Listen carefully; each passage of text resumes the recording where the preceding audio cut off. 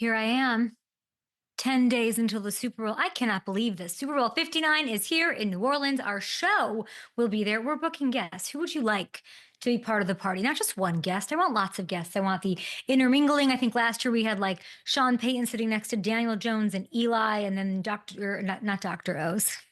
O's was there doing tricks. There was Baker Mayfield with Max Crosby. We had some fun little mashups. What mashup would you like to see on our Super Bowl stage at Super Bowl from Radio? Let us know at Up and Adam Show. Tweets are coming in. We have so much to get to. I didn't get my Liam Cohen take out there, so we got to get to that. And we've got underreactions. We will talk, of course, about Patrick Mahomes, his side of things. What are we not giving enough love to? Chiefs, by the way, still a 1.5-point fave over on FanDuel Sportsbook. So let's get to that and talk to that. Warren Moon.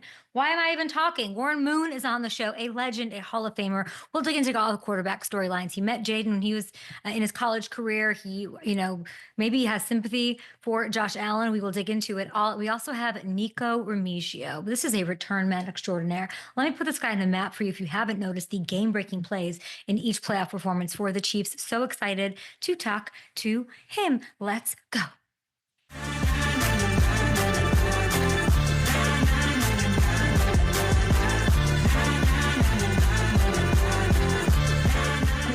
I'm getting killed, Hamilton, for my pronunciation of Remigio, but I think I did it. You know what? Whenever I'm not super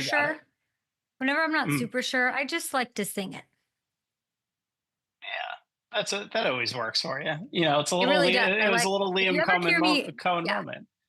Hamilton knows one of my biggest pet peeves among broadcasters, sports broadcasters specifically, are sing-songy ones.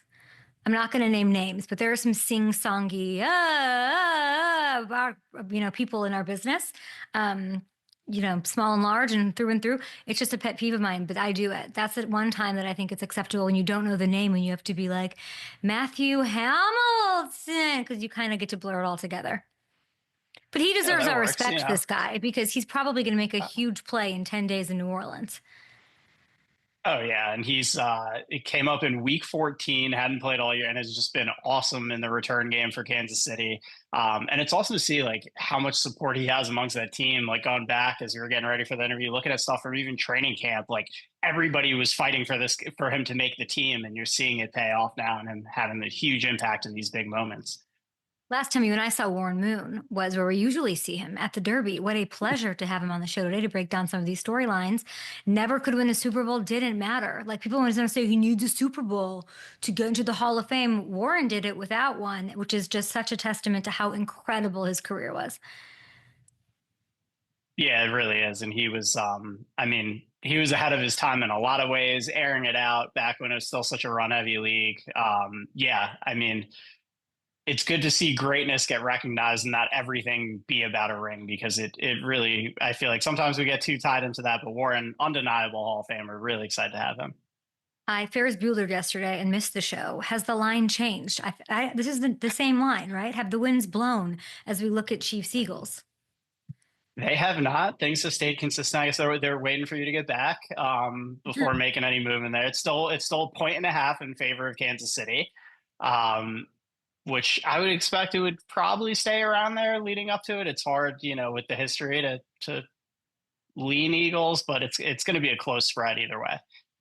Warren Moon on the show. We've got so much to get to. I also, by the way, I heard a birdie say Eli Manning's on the show on Friday. Oh yeah, we're getting Eli. Ferris Bueller that day. Great movie. In fact, I think I have a Ferris Bueller mug that I'm going to, just for the occasion. Here it is, everyone. There you go. You have one thing in your kitchen, and it's that. Amazing. I think we should ask Warren Moon if Eli is first ballot or not. And I want you to guess what he will say. What do you think he'll say? He's an honest man, so we'll get the right answer. Question he is. I feel like he'll probably say yes, but I don't have a ton of confidence in him. I'm going to be honest. I feel like he could go either way, but I feel like he'll probably say yes.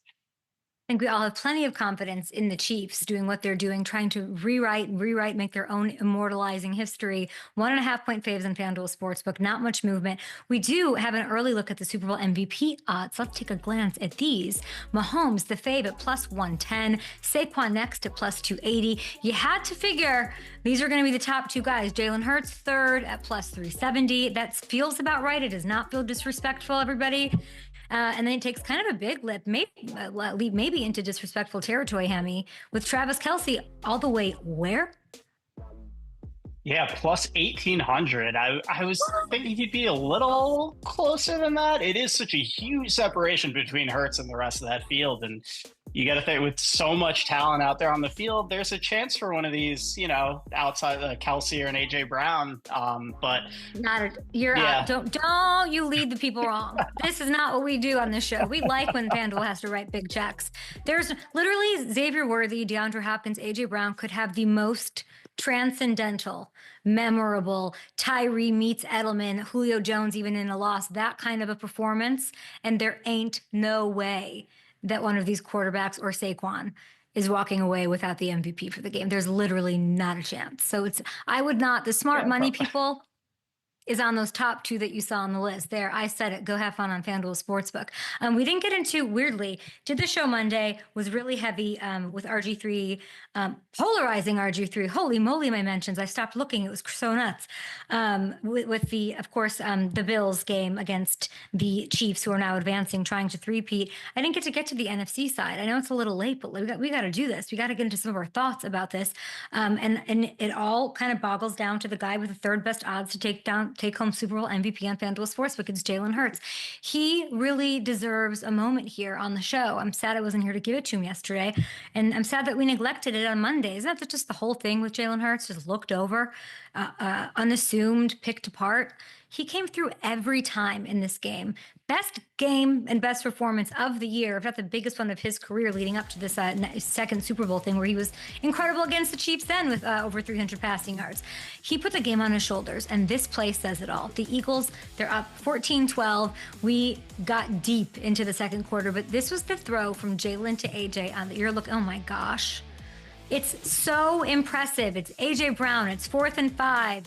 It's inner excellence. It's their mantra. It swings the game. And if that doesn't work out, people, the Eagles probably go into halftime trailing. And instead, they are sitting there 27-12 with a nice lead. I tweeted something about last time Jaden had the ball, they were down by 2. And then by the time he gets it back again, they are dominating. This was the game, okay? And Hurts came through just like he does every other time that the team kind of really needs him to this season. I keep mentioning, when there's questions about can he throw deep? Well, he'll have to.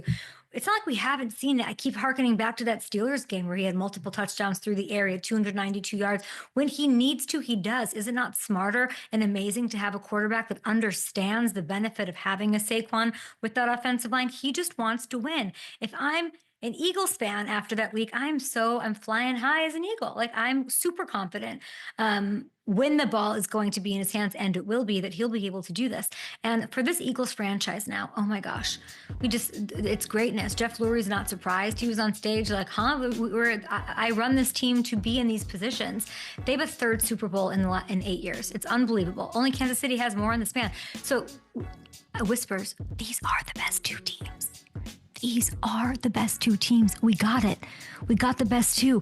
And guess what? You know what I saw this morning? I saw that Fox has sold their ads for like an insane clip, breaking records more than ever before. And some of you losers out there are saying that you're not going to watch this game. You're going to watch. You're going to love it. These are two great teams. And if you love football, if you just love the Vic Fangio part of it, and having to stop Mahomes, getting the opportunity to do that, if you love football and you want to watch what Spags, how is he going to scheme this? How is he going to stop this loaded team that our boy Howie has put together? Like, this is the stuff of dreams. I can't wait to see how this goes. And is Saquon the great equalizer? How can you not be watching just to see the run from Saquon that he's going to have at least one, at least two, at least three? So credit to Jeff Lurie, the entire organization, top to bottom. Listen, poorly run franchises would have crumbled after last year. It was uncharacteristic. It was weird. They dug themselves out. They lost coordinators. They found a way to fix it. They lost Jason Kelce, this huge hole. He who helped scout Jurgens to be this guy. Their offensive line is like banged up, rotating in and out, and they're still finding ways to level up, coming off their best game of the season. It is so, so, so impressive. And oh boy, my sweet, sweet Commanders. I got to talk to Kevin Durant about this. He's like the super fan that like is in my head. Of course, FanDuel family here. I don't want to wash over how much this hurts, right? It's the sting of this to come so close and then have turnovers and defensive issues be the reason that you lose, that you're not playing your best game in such a big one. That stinks. But really, how I feel is not that this is some one and done. And Hamilton, I'm sorry to say, what was the 2017 Jags? Sorry to do this to you, man. Liam Cohen and all. 2017? 2017. Matthew? Was it? 2017. Yeah. Right. When they have like Ngakwe and they've got it all going and I will just be honest with you. I did not have the feeling that like, oh, they're going to be back right back here. I didn't. I had it about the Lions and they were, and I have it about this team. Like, this is not some cute story. We've been sort of building up this whole time, and it didn't even start. I want to put this out there too. It didn't exactly start with Jaden Daniels. That's how you know the culture and stuff maybe isn't getting enough credit. This is, pre Peters, when the ownership change, being around that team, there was levity, there was new energy, fans were showing up, the support was happening, things were changing. There was a lot of thoughtfulness and mindfulness about the fan experience that you saw in similar places that wanted to turn things around and attract more fans and do right by their fans, kind of like the Bengals have been trying to do for the past several years, making that the forefront, and then bringing in these sort of foundational pieces to get it going. Like, the ownership changes, all of it has to amount to something, and it did. It amounted to a freaking NFC championship run that I think really is just the beginning, and that has to do with the leadership, but of course Jaden, just unbelievable. I remember asking fans at training camp this year, I just came off talking to Adam Peters. And I went to the fans and I said, what would be success for you this season? Because everyone, is this the year? Is this the year? And the answer from everyone across the board was simply, I just want to know that we found our quarterback. Well, then open the champagne bottles, people. Like, let's have a party here, because you did that and then some. You have a superstar. You have your coach. You have Adam Peters, just a tremendous GM. And you're not losing Cliff. So much shuffling and losing. Like, I got to say, and I'm sorry, right now, I have more faith in the Commanders than the Lions, because I do think that losing Ben is a huge deal. They can win us back, and they might just, everything might be okay. But this is a team that's going to add pieces, and this is why I believe that. Look at this. They're third. Oh my gosh, this is like the best thing ever. Commanders have over $87 million to play with. That's the third most cap space, as you see. I mean, they were a game away from a Super Bowl, and now they have $87 million to play with really a savvy GM who's going to push all the chips in, and he's going to say, let's freaking go for this thing. I think Jaden will be better for it. I'm so curious to hear what Warren Moon's going to say on the other side of this. What is a loss, and a loss like that, do to a young quarterback? He's a special, different cat, so I think probably nothing might even draw better out of him. But they've got continuity, they've got stability, financial situation. Jaden's only going to get better, and there's few teams that I genuinely believe positively in after like a run like this, but this is one of it, and the Commanders deserve it. We're gonna take a short break. We have, I believe, a friend of Jaden Daniels, Warren Moon, is on the program. One of my absolute favorites, joining us. Pure joy. We have a Hall of Famer on the show, wearing the same glasses as me. Oh, Hamilton. Did we ever do the research? Sorry, I dropped off. Did we ever do the research on the coordinators? I'm just I remember I was coordinator asking changes on and how they affect. Monday, like, or how many different switches there have been within like 1 or 3 years. Did we ever do that? Let's try. I'm very curious. Gotcha. I'll go back through that. Just to sort of highlight what Jaden has, because now just look around our league. Yeah.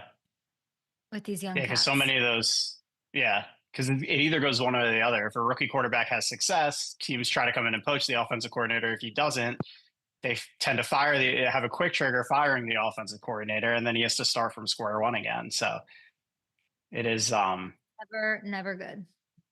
Almost yeah, never good. yeah, Um, unless you're like a Cortland Sutton at receiver who can still do it. There are cases that would be, but I mean, keeping Cliff is a great thing, I yeah. think. Oh, for sure. And But I want to kind of contextualize. If we can do that research, I want to yeah, contextualize yeah, like definitely. how big of a deal that is. Yeah. And you look at it's wild already. I mean, Caleb's on offensive coordinator number 2 already. Drake May is going to be on offensive coordinator number 2 already with this class. It's kind of wild. I just ran. Did the Lions deserve that stray from me? Probably not. And listen, I I mean, mean, what the with Lions did what's going actually, on right now. what the Lions did was incredible without so many of their pieces. They could have Yeah. been blown to smithereens after Aiden got off was lost, and they did it. So much. Now the next break. Thank you, though. Yeah, to sustain what they did with all those injuries is unbelievable. It is. There's a lot of uncertainty there right now. I think like in the emotions of the moment where we are, like literally right this second, not knowing, exactly what the Lions are going to look like next year. Like we know what the Commanders, generally are going to look like. We don't know with the Lions with all the changes going on there. So Did they bring in a receiver? the Commanders, Mm-hmm. would love to see that. We love Terry, but having another, and Ertz was essentially the number 2 option on that offense this year. Like to have I don't know another big time receiver would be. I think, Yeah. How fun. Okay. We're doing a fun music video for our guy? Oh, yeah. Yeah. Have to. It's like pinch me moment always. Warren freaking Moon. Unbelievable.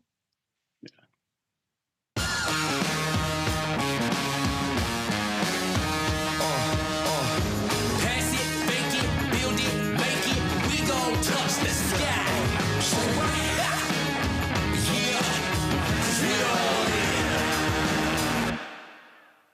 One of the best to ever do it. Also one of my favorite people, Pro Football Hall of Famer, 17 seasons in the NFL with the Oilers, the Vikings, the Seahawks, and Chief Warren Moon. How are you this morning? I am great, Kay. How you doing? You ready for the Super Bowl? Yes, I'm on top of the world. Are you kidding? You're joining me. You're taking like a little slice of your day to give me a slice of pure joy and happiness. I love talking to you. Every conversation I walk away from you, I'm like, I'd never thought of it that way, or that was really insightful. And hell yeah, I'm ready for the Super Bowl. I think people hate the Super Bowl, Warren. Can you believe that? Yeah, I don't know why. I mean, I know the championship games have a lot of drama to them because you're trying to get there. And once you get there, it seems like everybody relaxes and now you can just go play the game. Where when you're in a championship game, you don't know who's going to be the 2 teams. So there's a lot more anticipation, a lot more excitement. That's probably the reason why. And then most casual fans can't go to the Super Bowl. I think that has a lot to do with it as well. And they just feel like it's something out of their reach. Warren, people are hating it because they hate the Chiefs and they hate the Eagles. Well, yeah, that too. I don't know why people hate greatness, I mean, this is something that people should want to see. It's never happened before. Three-peat in football. You got, the Philadelphia Eagles who just played them a couple of years ago and almost won that game a couple of years ago, only lost by 3 points. So I think it's going to be a great matchup. I don't know why people don't think that. I think they don't want to see him three-peat. I think that they think that they get all the calls. There's this Chiefs fatigue. There's yada, yada, yada. And on the Eagle side, I feel like Jalen gets a lot of heat too that I don't love. Before we dig into the game, can I take you down memory lane, Warren? Sure. Okay, let's go back. When I see that Chiefs logo in Arrowhead Stadium, I of course think December 16th, 1990, where you, my friend, threw for 527 yards. What do you remember from this game? I remember we were going against probably one of the best defenses in the league. I think they were number 3 at the time in the league. I think they had 6 or 7 Pro Bowlers. We knew we were going outside in some very cold, kind of damp weather. So all those things were going against us, with the type of offense that we ran. So we knew we had to really be on it that day, as far as our execution and try and get ahead early because Kansas City's a tough place to play as far as the crowd and the noise. So we did get ahead early, and I just had one of those games where I didn't feel like I could miss, and then my receivers did a great job after the catch. They made some big runs after the catch, and that's what allowed all those yards to pile up. Second most passing yards in NFL history still. And you did it against a top defense on the road. You just were having a day? You know what, Kay? I had a pass that they showed back later on after the game. It was a 33-yard corner route that they called out of bounds, and he was in bounds after they showed that they didn't have replay back then. But I would have broke the record that day if they would have allowed that pass. I didn't know that. Yeah, and then I came out of the game early because we were ahead, so I didn't want to keep throwing the football. But yeah, I could have broke the record if I wanted to, but I felt like we might play this team again in the playoffs. You don't want to do anything to give them any more motivation to beat you. That's very cool of you. You were 27 yards away from that record, but it still stands and you're still in the history books, of course. Now, last week, if I'm looking at this matchup, Eagles, Chiefs, which we're both excited for, I like that we're on the same side. This was Jalen's best performance of the season, not only for him, for these Eagles. What should the game plan look like? What is the formula for this Eagles team and Jalen, knowing Spags is going to be ready for everything? You know, I think this team knows what their strength is. Their strength is Saquon Barkley, so they're going to really focus on the running game and their powerful offensive line. They are kind of banged up front, so that's going to be unusual to see how those guys heal up over these next couple of weeks, because they lost, their center. They lost both centers, actually, and we'll have to see if both of those guys are ready to play. Dickerson, the guard, will move back to his position, hopefully. But yeah, you have to focus on what your strength is, and then you also have two really good wide receivers if they try and gang up and take away Saquon. So this is a team that's set up to be almost unstoppable if your quarterback is on his game throwing the football. All quarterbacks get criticism. You know that. I feel like Jalen gets a lot more. Should he be getting more credit than he gets? Yeah, I think he should, because the game is about winning, and his teams win. I don't know what his percentage of winning is, but it's probably up there with some of the best to ever play the game. And he seems to do what they need done at that particular time. It doesn't mean he has to throw for 250, 300 yards every week, but he does things with his legs as well, as you see here, him scoring a touchdown on a quarterback draw, and just anything that it takes. If it's a big scramble at a certain time, if it's not taking a sack and throwing the ball away where they don't take negative yardage, he does a lot of really smart, good things for his football team. But again, they know where their strength is in that running game, and they've been taking advantage of that against most opponents this year. 46-20 is his record. That's pretty darn good if that's what we're judging quarterbacks by, and we should. He has five playoff wins already. Yeah, he's a pretty special player, a pretty special winner, and he was that way in college. He was a great winner at Alabama. Didn't throw for big stats there either, but took his team to a national championship game, and then he did it when he went to Oklahoma and transferred. Do you think that number 1 that he wears helps him a little, Warren? What is that? What little Warren Moon edge does that give him? I don't know. That number means something different, I'm sure, to everybody, but for me, it was just a constant reminder of where I wanted to be as far as one of the best quarterbacks to play the game when I was playing.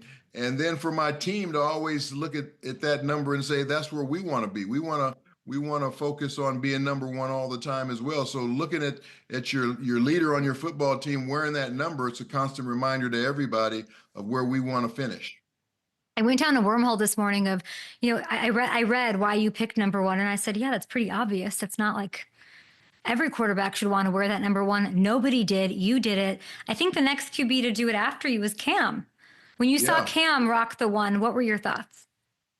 Well, I loved it, and I ended up becoming really good friends with Cam. I ended up helping training him coming out of college at Auburn to get him ready for the combine and the NFL draft. So to see what he did in college with that number, win a national championship, then he went on in the NFL and won an MVP and went to a Super Bowl. That makes you proud that maybe sometimes people wear a number because you wore it and then they had success doing it. You're friendly with a lot of quarterbacks. I know you met Jaden Daniels back when he was a Yeah. sophomore in college. I want to know the first meeting, the first impression, because you've met a lot of these young QBs at different points in their career. Jaden, what stuck out to you? You know, I had watched him play on television, but was really impressed with his maturity when I met him in person. For a kid that was only, I think at the time, 19 years old, he just had tremendous maturity for a kid his age. And we were doing a panel discussion with myself and James Harris and Doug Williams talking about the African American quarterback, and he was one of the current guys we had involved in that discussion. And just the way he carried himself in that discussion just showed me this kid was going to be special one day, and he turned out that way. Uh, and I'm trying to think of what a loss like this does to him. I Biggest think it just makes stage. him hungry. I just think it makes him hungry. You know, he got this far in his first year. Hopefully he doesn't get comfortable and say, oh, this is the way it's going to happen every year, and not work as hard or be as focused coming into next year as he was this year. I don't think he'll do that because of his maturity. And I think the rest of his football team will definitely follow his lead because they see what they have the capability of doing with a guy like him at the helm of their football team. So I think it's only going to make him hungrier to try and get a little bit further, which is one step, the Super Bowl. They got a lot of money to play with. 87 Yes, they million. do. Give me what's the dream wish for Warren Moon for Jaden Daniels? What position? What type of player? What does he need? Well, I think you always want to, shore up your offensive line to give him more protection. You can always use another explosive player on the outside. Okay. We don't know what that could be. And then defensively, that's where I think they need the most help on that defensive side of the ball. You got to be able to stop people a little bit better than they have been able to. You can't outscore everybody every week. And I think on the defensive side, I'm sure their coach Quinn is going to go out there and try and find pieces that fit his defensive philosophy. I mean, a fairy tale season, unbelievable. I cannot wait to see what's ahead with them. The other team that lost was the Buffalo Bills. Yeah. Josh Allen cannot seem to get to the Super Bowl. I think he's probably questioning, will I ever get to the Super Bowl? Maybe not this whole offseason, but at some point. That's really hard to fall short. Do you have empathy for him when you watched him lose, when he's sitting on the bench after the game? What was going through your head? Yeah, I do feel bad for him because he played so well, and it's not like he made any big mistakes or anything like that that led to the outcome of the game. I mean, he played his tail off, and he's probably wondering to himself, what do I have to do to beat this football team? But it was that way when Brady was playing against Manning too. And at some point, Manning overcame Tom Brady, but he lost to him a bunch of times before that. So I think one day it'll happen, but it's not going to happen this year. And I don't know if what they maybe figure out what the turning point in the game was or what they feel like they need to do the next time they play them. I think settling for field goals and not making it on fourth downs and things like that are the things that hurt you against a team like this. You've got to score touchdowns when you get a chance to score touchdowns and not make it a game that's doable for Patrick Mahomes to bring you from behind by one score in the fourth quarter. You've got to be ahead by more than one score in the fourth quarter. Warren, you played in so many big games, so many meaningful games. You faced adversity in the playoffs, trying to knock through that door too. How long did it take you? Like, what was your process after a loss like that into sort of getting yourself off the mat? Did you take time away? And I can't even imagine social media. Like, imagine like that element too. Yeah, I didn't have to deal with the social media part of it, but yeah, it takes you about a week or so to get over a loss like that, because when your season ends, and it's like that for every other team in the league that ends up losing, and whether it's their regular season game and knocks them out of the playoffs, or whether it's the playoff game that they lose that knocks their season over. Every player goes through that. There's only one team that's happy at the end of this season. One of these teams in this Super Bowl are not going to be happy and feel like their season was not a success. So that's what you feel like. And the first thing you do is start thinking about, what can I do to make myself better? And then what can I do to help our football team become better? Warren, it is so special to talk to you. Do you have a pick for the Super Bowl? You know, I played with the Chiefs my last team in my career, and I've been a big fan of theirs ever since. I met Patrick when he came out of college because he was represented by my agent, Lee Steinberg. So Hmm. I'm going with the Chiefs because I want to see history. I want to see a three-peat if possible. Um, it's going to be a heck of a game, though. It's going to be a heck of a game. You're somebody who celebrates greatness. You also are vocal Dude, and so eloquent about the experience of the black quarterback, what you went through. 2022 and these two quarterbacks, that was the biggest headline, that it was Jalen yeah. versus Patrick. I'm sort of curious, what do they ask you about your experience? Like, what are those conversations like with these young men who are stars in this league? They don't have a whole lot to say to me. I do most of the talking, but they just want to hear what you have to say about your experiences, Mm. and I'm sure they probably relate that to theirs, or kind of figure out, well, hey, maybe I'm experiencing some of that, or this is something that I didn't have to experience because of him, whatever it might be. But uh, all these guys, I love the way they're playing the game, the way they handle themselves with class, and the way they use their platform for social justice, for raising money for charities, all the different positive things they do in their communities. So that's something I'm really proud of these guys for doing.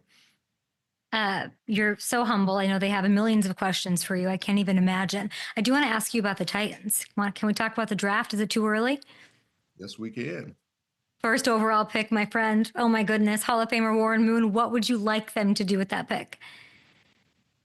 It just depends on how in love they are with Will Levis, because they just drafted him Mm. one a couple of years ago, and it really hasn't, I'm sure, happened the way they want it to.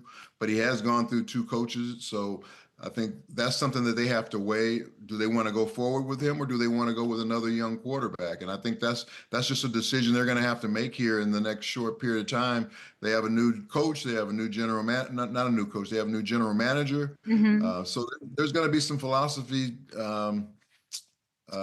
discussions that have to be made with those two sides to see whether they want to go with Levitz, or do they want to go a whole another direction with either a veteran that's out there, or maybe another rookie and start all over again. Warren, how in love with Will Levis are you?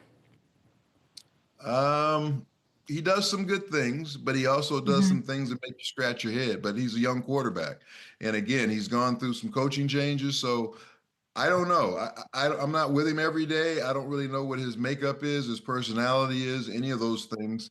But that's something that the Titans know very well because they've watched him now for 2 years. I don't think he finished the season as their starter this year. I think it was Mason Rudolph. So Yes, it I'm was. not. I don't know. I'm not sure what they're going to do, but I have a sneaking suspicion they're going to probably go out and try and get another quarterback. Now, is that quarterback, does his name rhyme with Aaron Schmodgers? Would you would you be interested in his services? Do you think that would be an interesting move, the right move potentially? I don't know if he's the move for this young football team, Hmm. to bring in Aaron at this point. I think Aaron would be better with a more veteran football team. So I don't think Tennessee is necessarily the place for him. Eli Manning, Hall of Fame finalist. He's Yes, going he to join is. you with that gold jacket at some point. We'll find out, by the way, in a week from today, actually. Is Eli a first ballot Hall of Famer, Warren? Tough questions for you today. I think if you become a Hall of Famer, you have the ability to be a first ballot Hall of Famer. It doesn't matter when it happens for you, if it happens in your 10th year or it happens in your first year.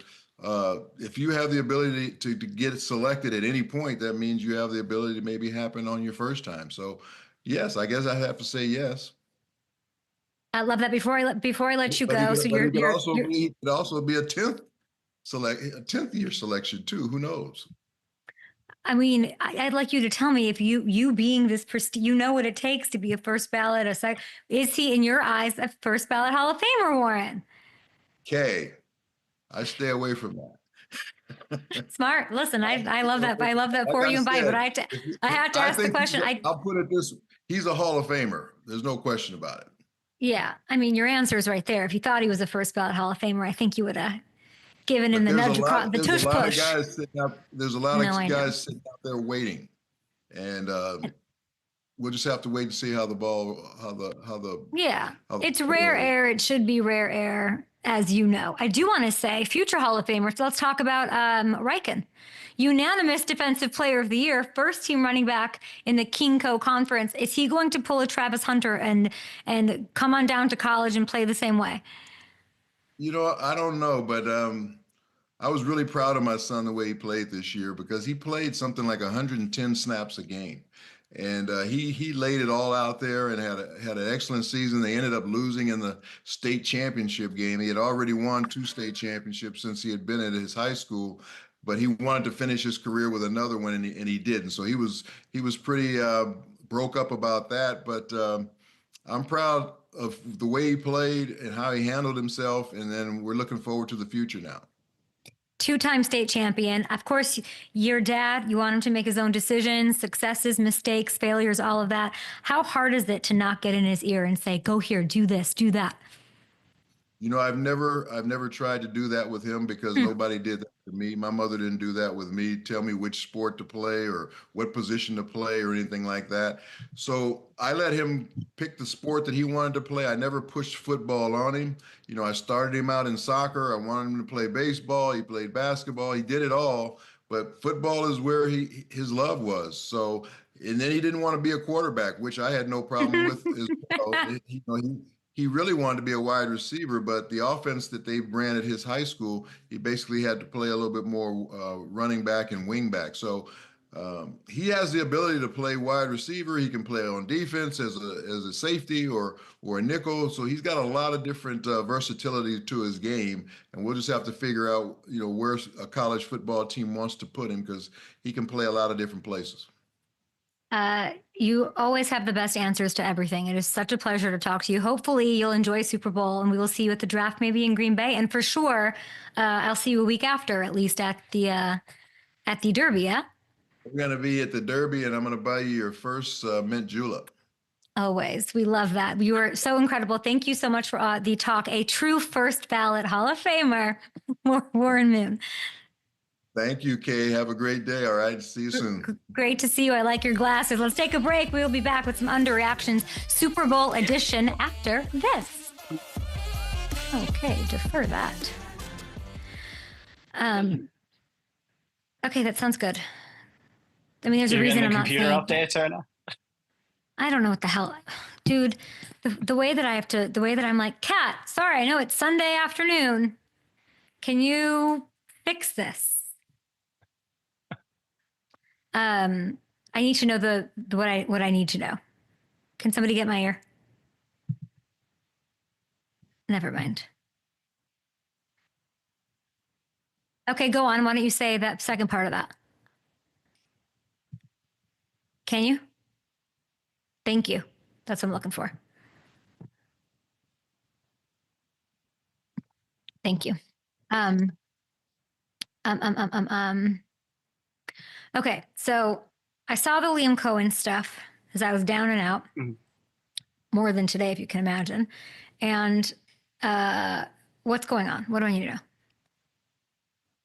Yeah, so I guess we can we have the shot of the press conference. There was Duval.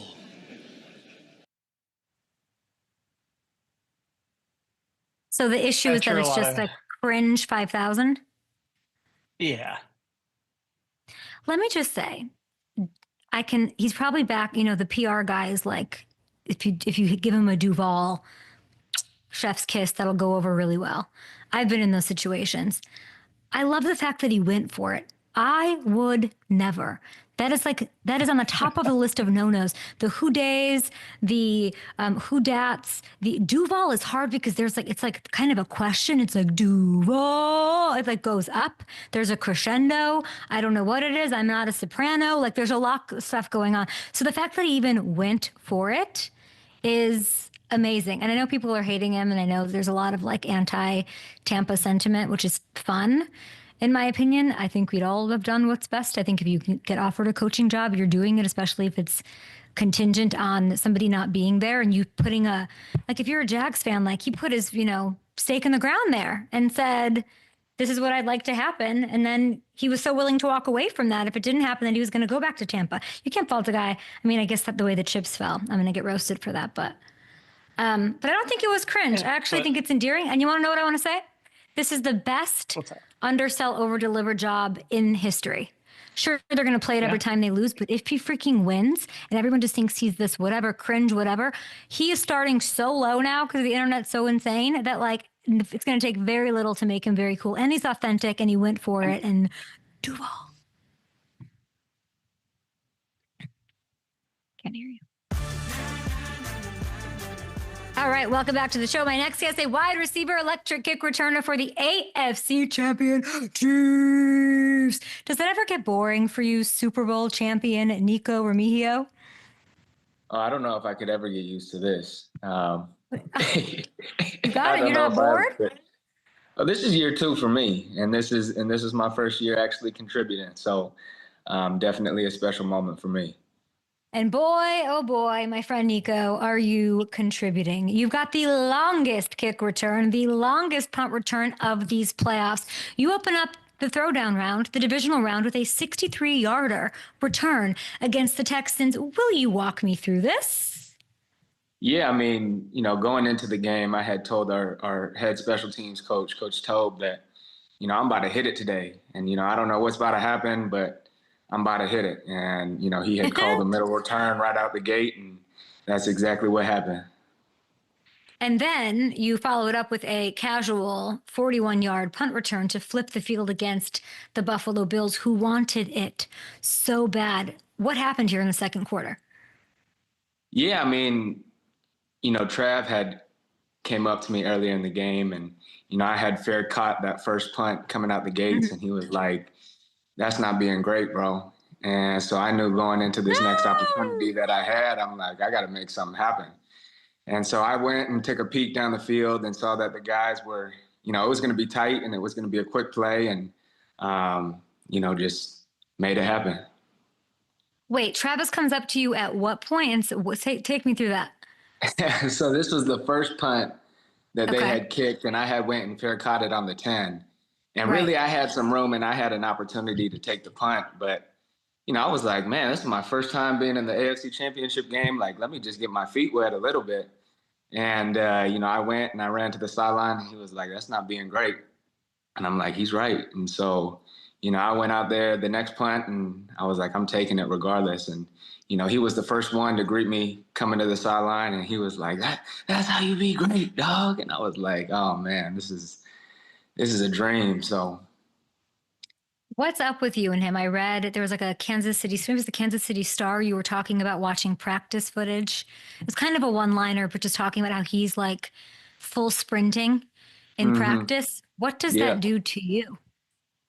Yeah, I mean, for me, being a young guy, I'm just doing what I can to learn from somebody who's done it before and somebody who's done it multiple times and found a lot of success in this game and in this business. And for me, I would be doing myself a disservice if I didn't watch the way that he practiced and the way that he carried himself. And, I'm not only speaking for him, but I'm speaking for every single vet on our team. So, just really being a sponge and just trying to learn from, the habits that they develop, the habits on and off the field, and implementing them into my routine.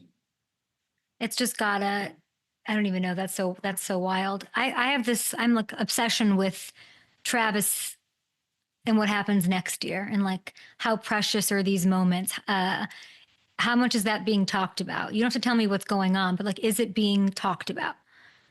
Not at all. I mean, the only thing that's being talked about right now is this next game coming up, and, that we have an opportunity to make history. And, for me, my mindset is just making sure that I'm prepared and doing everything that I can to, not only win a Super Bowl for myself, but win a Super Bowl for guys like Trav, guys like Pat, and, Coach Reed.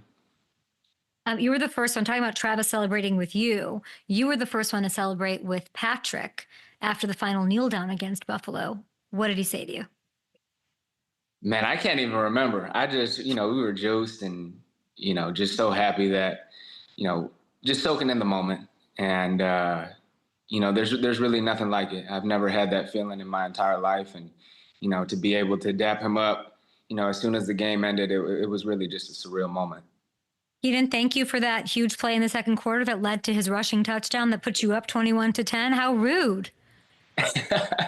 Hey, man, everybody played their part. Everybody played their part. And I think that's the greatest part about this sport is that it's a team game and everybody had a role. So, vice versa. I should be thanking him. What's mom's role? Family was in the crowd. What's mom's role? Yeah, mom is just, she's one of my biggest supporters. And, I really can't thank her enough just for, helping me become a man, helping me get to this point as an athlete in my career. She's really followed and supported me, from day one. And so to be able to share that moment with her on the field and, my dad and, my wife, it was just unbelievable. I mean, we ended up bursting into tears. So. You guys you were crying out there? That's amazing. Oh yeah. It's all caught on footage. Yeah, it's all caught. So it's all part of your stories. Are the Filipino Chiefs cleats, the customs on footage? And what did those do to them? I want to know why you wore them. Yeah, I mean, I'm half Filipino and, my culture, my nationality, it's everything to me. And, to be able to represent the Philippines, there's not too many Filipino athletes, doing it at this stage, especially in the NFL. And to be able to represent my culture, my family, it's a big driver in why I'm here today. And, to be able to represent them in a positive light is what it's all about for me. And Maureen, who I thought you guys were just engaged. Now you're married. She's your wife officially? She is my wife. Congratulations. Thank you. She's a track star, right? In the Philippines. She is 400 runner. Oh my gosh, that's so amazing! Can't wait for the kids. What's the reaction among teammates when you're wearing that? You have, there's the flag, it's the Chiefs colors. Do you get questions about the Philippines? Yeah, I mean, a lot of the guys don't really know what being Filipino is and where the Philippines is at and all that. And like I said, that's what it's all about for me. Just bringing awareness to our country. Bringing awareness to our people, our culture. I'm biased, but it's the most beautiful culture in the world. And the people are just so friendly, so happy. And, they're the best. I find your journey very compelling. I find it interesting that you right away correct me when I say, is this getting old? You are, you have a ring, the truth is you spent all last season on injured reserve. That can't be fun. That tests you mentally, physically, emotionally. Sounds like you have a good support system though, which we love. You go undrafted to start your career back in 2023 practice squad. Then you get put on the active roster in December and you have just been making plays for this team. You have said that you wouldn't want your journey to happen any other way. Why is that? Why is this the path you're meant to be on? Man, I mean, it really just makes this moment that much more special. And, everything in my life, I feel like I've had to earn full-heartedly, every part of it. And, especially getting into the NFL, I didn't even have a locker in the locker room last year. My locker room was back in the equipment room. So, to go from that to, finally earning a locker and, like I said, like it's every single aspect of my journey in the NFL so far and everything leading up until this point has had to be earned. And, obviously I had fallen short in some aspects and, rose to the occasion in others, but, it's really just the journey that I've fallen in love with. I'm picturing confetti in your future, your whole family out there. But the Eagles, you said you're focused on this game. Let's talk about it. The Eagles, real talented, top to bottom, tough task. I was looking at some of the numbers, though, Nikko. They give up some pretty big kick returns. No touchdowns yet, but do you visualize taking one to the house on Sunday? Absolutely. We've come close these past two games, and I think why not? Third time's a charm. But obviously it's a great challenge that's ahead of us. It's going to take a lot of preparation, a lot of immense focus, amongst the Super Bowl hype and everything that comes around it. At the end of the day, they're here for a reason. And, like I said, it's going to be a great challenge. And, I have full trust in, the coaching staff and my teammates in preparing us for this game. And, at the end of the day, I'm just excited to go out there and do everything that I've been preparing for. And how cool is it that they trust you? I mean, it's got to completely put you at ease to have Travis Kelce, a future Hall of Famer, believe in you so much. It's amazing. It's 28.6 yards per kick return, by the way, which is amazing. I cannot wait to see what happens, your journey. It's so inspiring. And I think all Chiefs fans just want to say thank you. Thank you for what you're doing. Let's go get number 3. Absolutely. And I want to thank them. So goes both ways. Goes both ways. Nikko Remigio, such a pleasure to talk to you. We're going to take a short break here. Good luck. Get some rest. That week's going to get crazy. Ticket asks, all of that. You go have fun and deal with that. And then we're going to take a short break and be right back. Thank you. Thanks, Nikko. Oh my gosh. What a story. What a story. Hey, Ham. What did you want to say about Liam? Oh, no, I was just saying, well, first of all, with Nikko, I mean, that Travis story is just unbelievable. I can't get past that. You would think some of these guys, like some guys are like, don't mess it up for us. Let our offense get the ball. We can score every time we touch it. Travis did go to him and say, no, do your thing. Go take a chance. But you were texting me that you think that put him at ease. That wouldn't make you nervous? No, to me, that's holy, that guy believes, if I'm a young player. If Travis came up to me and said, no, dog, I'd be like, oh my God. I think I'd take the elevator to the lobby. I don't know, man. Yeah, no, I think I think if, seeing that guy believe in me that much, that gives me all the confidence in the world that I can go out there and make a play happen, especially and that's Travis seeing too, that he called a fair catch when he didn't necessarily have to, seeing that maybe he has some nerves and doing that to try to get him going. It's just, that's awesome. That's such a great story. Back to Liam Cohen. I was just I feel like every time we have these guys that I'm seeing the same comments under the Liam Cohen stuff that I saw under Nick Sirianni's a couple of years ago after his or Dan Campbell's. If Dan Campbell didn't win. Yeah. And it's this guy did well in the interview. They hired him off of this. There's so much more to this. And those press conferences, you're getting run through all these media things, all the team PR stuff. It's a lot. It's awkward. And do you want your coach to be good at that all the time? It's almost better if they're not. Go do your thing, Liam. Yeah. And Dan Campbell's another great one to bring up. You're right. This stuff, the press conferences are fun and great and whatever. It means nothing. We've seen it time and time again that people who we think won the press conferences. I don't know. Sirianni and Dan Campbell are pretty freaking good, but Belichick sucked for a long time and was fine. And then there was what was the Ben Johnson left? I would be worried. Are we not worried about that? Did you see that? Did I make that up? Which thing? Is there not a Ben Johnson? Am I crazy? Oh my God, I literally might have made this up. I'm not even kidding. In a cloud of adrenaline.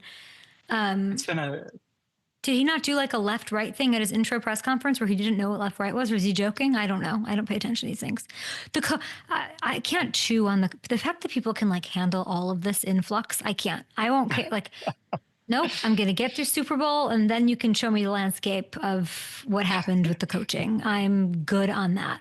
I would also say, Jags fans, Liam got that the unfireable cockroach.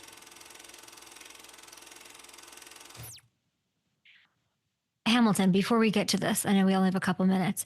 Liam, is he not getting fan mail and he did the undoable? We're underreacting to that, in fact, that he was able to... The Balky.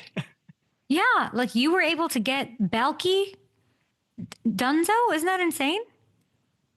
Yeah, you would think that would be enough to earn him some goodwill among not only Jags fans, but a lot of other fans who are ready to see that end. So yeah, you right. say Duval. So boom, there you go. Okay, let's do some underreactions. You guys saw it. Let's do it. Thanks, Hamilton. On the Kansas City Chiefs side, oh my gosh, we know Mahomes and Kelce and Andy Reid and Nikko and Spags. We know that, but let's not underreact, people, to the 2022 draft. Oh my God, Veach, you dog you. If you remember, the Chiefs were kind of at a crossroads, remember, during that 2022 offseason? Let me remind you, they were coming off an AFC championship loss to the Bengals. They had a top 5 5th-ranked defense. They just traded Tyreek, and Mahomes, that cap hit was kicking in. There were real questions about whether or not they could contend for another Super Bowl. And then the Veachinator did his thing. Look at this. Almost all defense in this draft. He turns the Tyreek Hill picks. Sky is falling. Woe is me. We can't win without. They turned it into all-pro Trent McDuffster. And he landed that menace George Karlaftis, that absolute Beethoven from the 90s on VHS, with the first overall pick. 6 of Kansas City's 11 starters from the AFC Championship game were from this one draft class alone. Oh my goodness, Veach. That doesn't count Joshua Williams, by the way, who's played this huge role over the past 3 years as well. Look at this. In the 3 seasons since that draft class, the Chiefs ranked top 5 across the board in nearly every defensive category. They ranked the bottom half in everything except scoring defense over the previous 3 years. So yes, Mahomes, Travis, Nikko, they're the key. Nikko. But the 2022 draft class helped Kansas City totally reshape their identity on the fly. Doing it on the fly is nearly impossible. And they're not in position to three-peat without this Veach put together defense that Spags is coaching so well. By the way, a win on Sunday, Super Bowl Sunday, moves McDuffie, Beethoven Karlaftis, and the rest of these guys to 10-0 in the playoffs, with 3 Super Bowl rings through their 3 career seasons, which is absolutely insane. And on Philly's side, I don't want to underreact to A.J. Brown. Amazing in the NFC Championship game, 96 yards, a touchdown, clutch, 3rd down conversions in the red zone. No matter how the Commanders tried to defend him, Lattimore couldn't keep up. He did it all. I just want to say, I love everything about him. I love his growth arc. I love his villain arc. I love all of it. I love seeing him get the big opportunities. And beyond that, there's a theme that keeps coming up this year with almost every player I talk about to, and it's about certain teams knowing how to win. It sounds cliche, but not everybody knows how to do it. And you see it with AJ out there. He handles the big moment, and that, my friends, is what separates him from other wide receivers, from other players and teams. He had it. And this isn't about the Eagles. This is about Super Bowl 59. That's great. 12th career playoff start. But back in Tennessee, he was amazing. He's only 27 years old. Look at this company. Hall of Famers Lynn Swann, Drew Pearson, Tony Hill, Cowboys legend Tyreek Debo.